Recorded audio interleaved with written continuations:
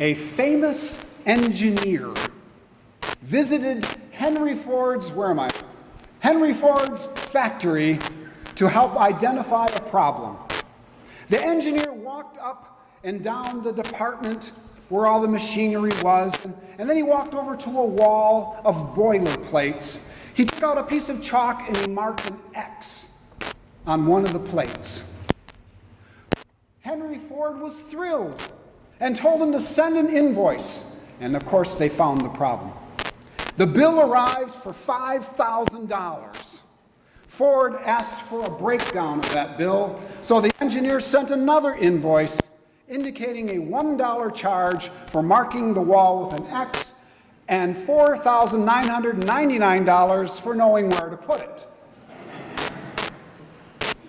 This is precisely what Jesus has done this morning. In our Good Samaritan story, Jesus has put an X on religion. The Good Samaritan story is about showing mercy and love and compassion, the core values of the Jesus movement. X marks the spot. A man wanting to raise some questions about vital matters of life came to Jesus. He was a scribe, an expert in the law, and he was trying to trick him.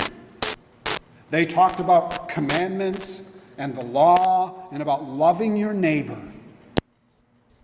Now the word love, if we can just pause a moment, has fallen upon hard times. Kind of like a catch-all word for all kinds of things. I love pizza. I love going to the movies. I love your car. I love my Aunt Nyla's Spam and Velveeta casserole. You would too if you liked the way uranium tastes. But the biblical word love is not like that. And let me say, it is not equal to liking either. Love is not liking someone. You may not like something or someone and still be able to love them. You may not like your mother-in-law. You may not like your boss. Truth be told, there are probably a lot of people we don't like. Of course, it's always easier to love the one you like. Biblical love is not the mushy-gushy, huggy-buggy, kissy kind of love, but biblical love is this: a decision to compassionately and righteously seek the well-being of another. That is love. The well-being of another. And we are commanded to love like this. Love one another as I have loved you, Jesus said in John 13. This is how the world will know that you are my followers, if you love one another. Love is the decision to compassionately seek the well-being of another.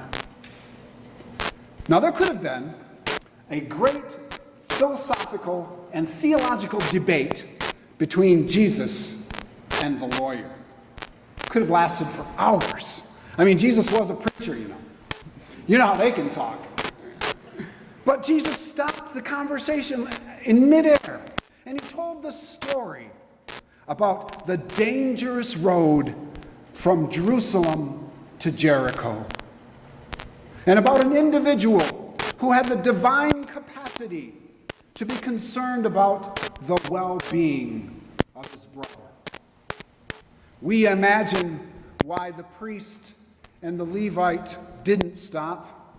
A Levite is a temple employee to help the injured man. Why they didn't stop? Maybe they were in a hurry to get to a church meeting where they were having a workshop on brotherhood. Or maybe they thought about their religious purity laws. Touching a dead person would make them unclean, and this Sunday was their turn to preach. They didn't want to mess that up, and it made them afraid. Or maybe it was just a trick. The guy was faking it. He wasn't hurt at all.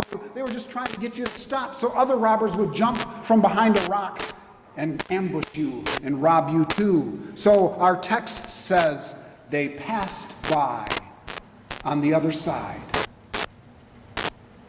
The road to Jericho is a dangerous road. It is a hard road to walk.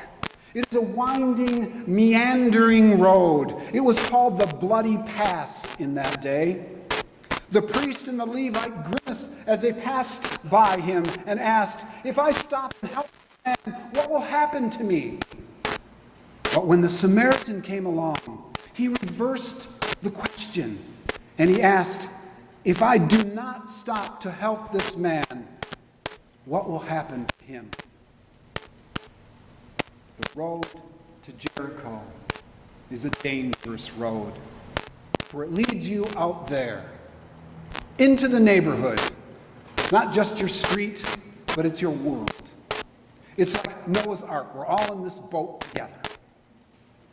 I imagine a lot of preachers today, especially Episcopal preachers, will be talking about the recent events, the crimes in the news, all the comments on YouTube and Facebook this week. But I think it's this story that we need to hear again. It is this story our new generation needs to hear, perhaps for the first time. It is this story that shows us how to live like human beings. The Jews and the Samaritans, they were geographically and ethnically divided. The Jews were the ones who suffered for centuries to keep their identity pure as the tribe of Judah, which is where we get the word Jew. The Samaritans were the ones who went with the 10 lost tribes of Israel when the Assyrians conquered the land. And for hundreds of years they were there, and they eventually disappeared, and they didn't keep their Hebraic ethnicity. And they finally dwindled back, a mixed population, and they were enemies of the Jews. They were enemies. They were like Batman and the Joker, like Paul McCartney and Yoko Ono, like Donald and Hillary, like Winston Churchill and Lady Astor, who once told the Prime Minister, "If you were my husband, I'd put poison in your coffee."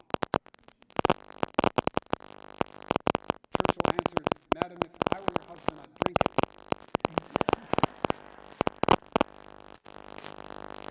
They were enemies like Al Capone and Bugs Moran, like Van Quayle and Murphy Brown. You remember that one?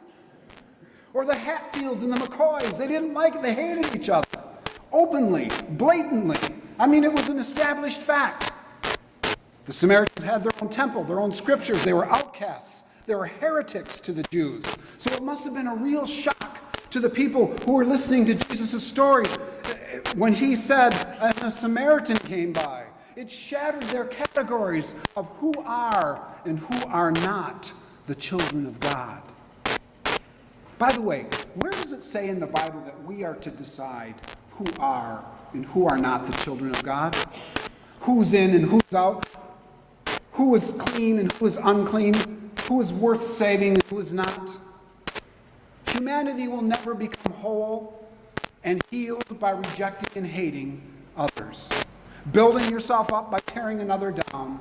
Any ignoramus can do that. That is not the road that Jesus bids us to walk. The road to Jericho is a dangerous road. It takes courage to love for love's sake. It takes divine enlightenment to look through the cruel acts of an individual to the brokenness of spirit and sickness of soul within them.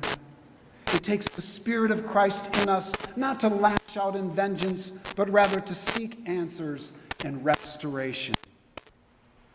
There are no lines drawn in the sand that limit the love and compassion of God, so there must not be lines drawn in the love of one human being for another.